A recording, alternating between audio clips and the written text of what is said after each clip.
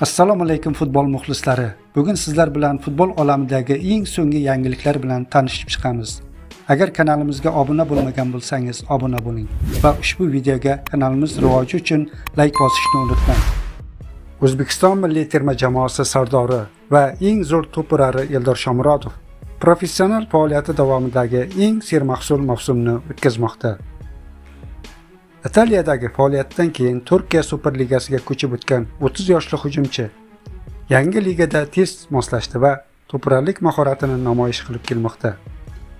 Aslida Eldor Istanbul Başakşehirga ko'chib o'tgandan keyin chempionat o'yinlarida muntazam to'p kiritib, ma'lum muddat to'purarlar bahsida yakka peshqadamlik qildi.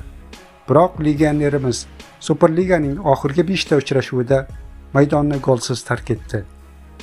Buning oqibatida to'purarlar poygasidagi asosiy raqobatchisi Pol Onuachi barqarorligi evaziga gollarning sonini 22 taga yetkazib, Shomurodovdan anchagina oldinga o'tib oldi. Shu bilan birga nigeriyalik forvard gollardan 6 tasini penaltidan kiritdi. Turkiya chempionatining 29-turiga kelib, o'zbek hujumchisi 5 o'yindan iborat quruq seriyasiga yakun yasadi. Gençler Birligi jamoasini o'z maydonida qabul qilgan istanbulliklar uchrashuvning 9-daqiqasida Eldor Shomurodovning aniq zarbasi evaziga hisobni ochdi.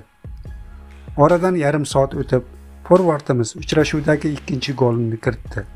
Başakşehir 3-0 hisobidagi g'alaba qozonayotganini inobatga olib, Nuri Shahin 80-daqiqada uchrashuv qahramoni Shomurodovni zaxiraga olgani bois hamyurtimiz dubl bilan kifoyalandi.